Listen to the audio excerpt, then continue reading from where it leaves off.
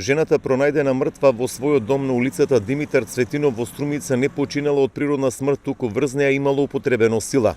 Според првичните информации на основното јавно обвинителство во Струмица, таа починала од задушување, односно била задавена. Според првичните информации на основното јавно обвинителство во Струмица, таа починала од давење и задушување. Случајот ќе го водат како убиство за што веќе е отворена постапка, а до Министерството за внатрешни работи веќе биле издадени наредби за собирање на дополнителни докази.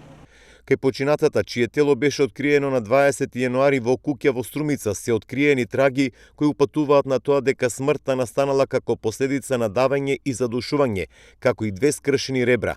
Во куќата нема знаци за насилен влез, но е видливо претурање по личните предмети. Во насока на испитување на настанот се вршат разговори со сите лица кои би можеле да имаат определени сознанија, стои во соопштението од јавното обвинителство. Безживотното тело на 83 годишната жена беше пронајдено во петокот попладне во семејната куќа од нејзини роднини, пошто веднаш била повикана брза помош.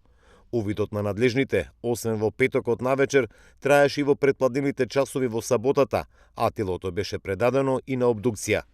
Соседите кажа дека 83 годишната жена живеела сама. Ја виделе во петокот како се враќа од црква, а вечерта разбрале дека таа била пронајдена мртва во нејзиниот дом.